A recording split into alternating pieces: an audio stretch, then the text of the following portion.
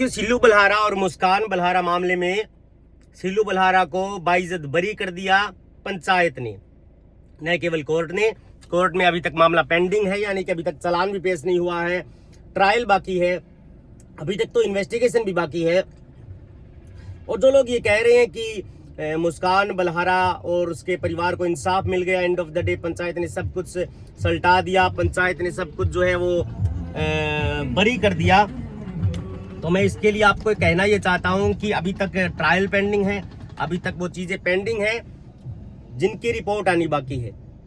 अगर पंचायत से सब कुछ हल या समाधान हो सकता था तो अदालतों की जरूरत नहीं पड़ती। मैं नहीं कहना चाहता कि हम फैसले का सम्मान नहीं करते।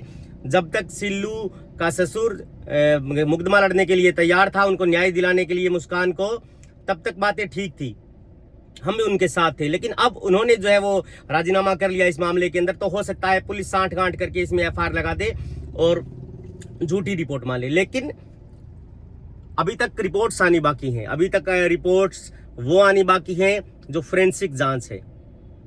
अभी तक रियलिटी का कुछ पता नहीं चला है। सिर्फ उसके दिवंगत होने के बाद मुस्कान के चीजें जो है वो एक बार के लिए सल्टाने की कोशिश की है दोनों ही गांवों के फरमाना और बहू अकबर के लोगों ने।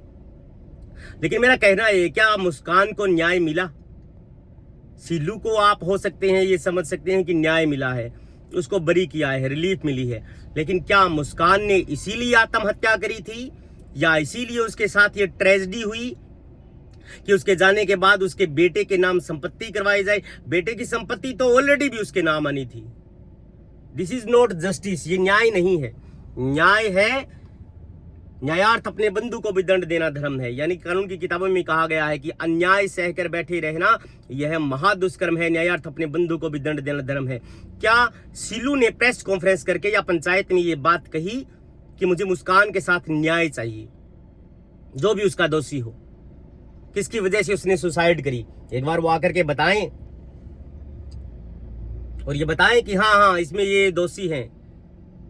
लेकिन नहीं, बहू अकबर और फरमाना के लोगों ने आपस में राजीनामा तो कर लिया, लेकिन अभी तक कोर्ट का रास्ता बाकी है। कोर्ट में ट्रायल चलेगा। किसी भी गुजर जाने के बाद व्यक्ति के या आत्महत्या करने के बाद अगर दो परिवारों का राजीनामा होता है तो कोर्ट के अंदर वो राजीनामा मान्य नहीं होता। FIR can not be question in serious kind of matter. जो पत्रकार साथी भी क्रांति संसार कोई चैनल है, उनके पत्रकार भी ये बोल रहे थे कि इसमें क्या है कि मुस्कान के पिताजी जो है वो एफआईआर को वापस ले लेंगे जो उन्होंने करवाई थी सिल्लू और उनके परिवार वालों के खिलाफ। ऐसा नहीं होता है। कोर्ट के अंदर भी अगर आप एफआईआर क्वेश करने के लिए जाएंगे, एफआईआर रद्द करने के लिए जाएंगे, तो राजीनामे के आधार पर कोई भी एफआईआर रद्द नहीं होती जो हीनियस क्राइम की है, यानी सीरियस काइंड ऑफ मैटर में एफआईआर कैन नॉट बी क्वेश्ड। यानी कि मामला जो है वो अभी भी सल्टा नहीं है, मामला अभी भी पेंडिंग है। पुलिस उस राजीनामे को माने ना माने ये पुलिस का काम है। पुलिस की investigation end of the day सबसे बड़ी होती है।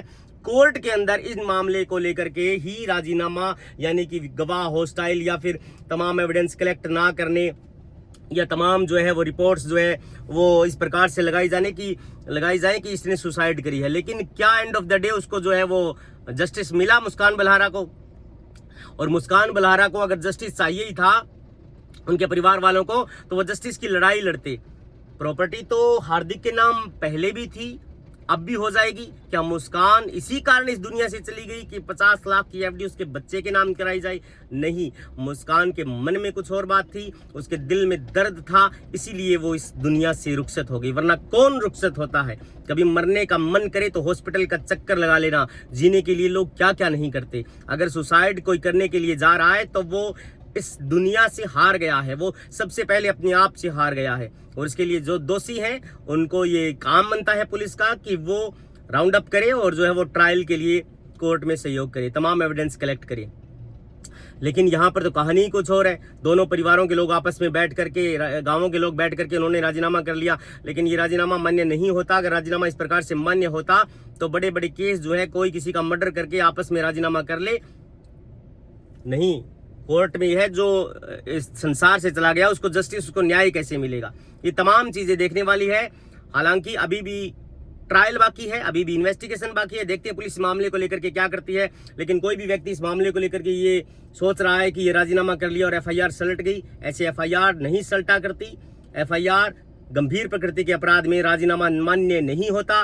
राजीनामा कागज भी पेश नहीं कर सकते। और जो एफआईआर जो कह रहे हैं साथी कि एफआईआर अब वापस ले लेगा मुस्कान का पिता जो है, तो वो मैं कहना ये चाहता हूं कि एफआईआर कोई कागज का टुकड़ा नहीं है कि आप कहीं पर रख दें और उसको फिर वापस वहां से उठा लें। एफआईआर का डिस्पोज करना पड़ता है। एफआईआर को जो है वो किस आधार पे डिस्पोज करे, राजीनामा के आधार पर तो कर नहीं सकते, सबूतों के अभाव में कर सकते हैं। अब ये पुलिस को करना है और जो है वो कोर्ट का काम है। इसलिए मैं कहना ये चाहता हूं कि एफआईआर सीरियस मामलों में इस प्रकार से रद्द नहीं होती। थैंक यू, आपने मुझे सुना।